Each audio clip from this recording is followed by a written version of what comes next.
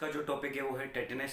सो tetanus के क्या causes होते हैं या फिर क्या इसके सिम्टम्स हैं और डायग्नोसिस क्या है और ट्रीटमेंट क्या देखने को मिल सकता है वो आज हम डिस्कस करेंगे। सो सबसे पहले क्या है टेटनस। टेटनस एक प्रकार की एक्यूट इन्फेक्शियस डिसीज़ है जो कि क्लोस्ट्रीडियम टेटनाई नामक बैक्टीरिया के कारण होती है। टेटनस जो है वो कॉमनली लॉक जॉ के नाम से भी जानी जाती है और टेटनस एक लाइफ थ्रेटनिंग डिसीज़ है जो कि इंटरफेयर करती है ब्रीदिंग एबिलिटीज़ के साथ इंसान के। इसका कोई इलाज नहीं है, सिर्फ प्रिवेंशन ही से ही बचा जा सकता है। इसके अलावा अगर हम डिस्कस करें कि क्या इसके कॉजेस होते हैं तो क्लोस्ट्रीडियम टेटनाई जो है वो एक मुख्य प्रकार से gram positive anaerobic bacillus forming bacteria है जो कि सॉइल्स में प्रेजेंट होता है और इसके जो स्पोर्स होते हैं वही टॉक्सिन्स प्रोड्यूस करते हैं जो कि करीब 30 से 40 साल भी इसकी लाइफ हो सकती है। ये जो बैक्टीरिया होते हैं ये एनिमल्स के कांटेक्ट में आते हैं और एनिमल्स से कांटेक्ट में आने के बाद में ह्यूमन से भी कांटेक्ट में आ जाते हैं और ह्यूमन्स के अंदर टेटनस की कंडीशन को प्रोड्यूस कर देते हैं। उसके अलावा कुछ और भी कारण हैं जो टेटनस में हो सकते हैं, जैसे कि माइनर इंजरी हो रस्टेड नेल से, मीन्स अगर कोई नोकीली चीज़ हो। इसके अलावा कांच हो सकता है और जंग लगी हुई कील हो सकती है, तो इन सारी चीज़ों के कारण भी हो सकता है। दूसरा कारण सर्जिकल इंस्ट्रूमेंट जो होते हैं उनके कारण भी हो सकता है और एनिमल बाइट, कोई जानवर के काटने के कारण भी हो सकता है। और ये ह्यूमन टू ह्यूमन कभी नहीं फैलता, मीन्स ये इन्फेक्शियस है लेकिन ह्यूमन टू ह्यूमन नहीं फैलेगा। इसके अलावा अगर हम डिस्कस करें कि ये बीमारी जो है ये कैसे अफेक्ट करती है नर्व्स को, सो ये टॉक्सिन्स मेनली दो प्रकार के टॉक्सिन्स बनाते हैं जो कि एक टेटनोस्पाज्मिन होता है और एक टेटनोजाइलिन होता है। ये दोनों टॉक्सिन्स जो है वो ह्यूमन बॉडी में अनकंट्रोल्ड इम्पल्स करते हैं, मीन्स हमारे जो शरीर के अंदर जो नर्व्स हैं उनका एक स्पेसिफिक काम है और उस काम को ये इंटरफेयर करते हैं टॉक्सिन्स बना के, और ब्लड के अंदर जब इनकी मात्रा ज़्यादा बढ़ जाती है तब इनके लक्षण दिखाई देते हैं।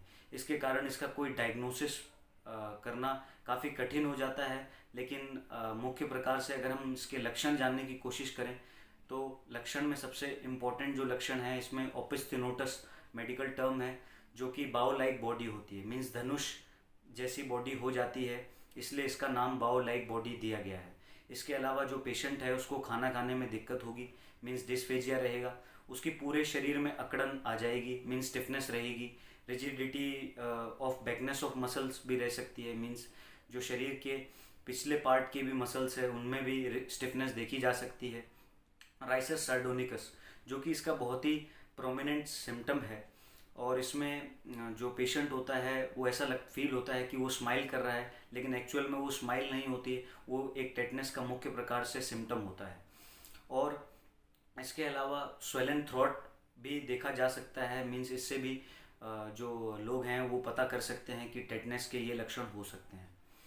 सो एडिशनल में अगर हम सिम्टम्स देखें तो फीवर भी देखने को मिल सकता है और इसके अलावा पायरेक्सिया एक कॉमनली टर्म है फीवर के लिए, और साइनोसिस भी देखने को मिल सकता है किसी किसी कंडीशंस में। लेकिन इम्पोर्टेंट सिम्टम डिस्फेजिया होता है, मीन्स खाना भी नहीं खा सकता वो, इतनी ज़्यादा स्पाज्म वहाँ पे क्रिएट हो जाते हैं। अब जानते हैं इसके क्या इसका लेबोरेटरी डायग्नोसिस हो सकता है, मीन्स क्या इसका डायग्नोसिस है। तो ब्लड टेस्ट है लेकिन ब्लड टेस्ट से कॉमनली पता नहीं चलता, इसको सिर्फ क्लिनिकली ही पता किया जा सकता है, सिर्फ क्लिनिकली रूप से, मीन्स जब डॉक्टर्स पेशेंट को एग्जामिन करेगा तभी ही वो बता सकता है कि इसको टेटनस है या नहीं है।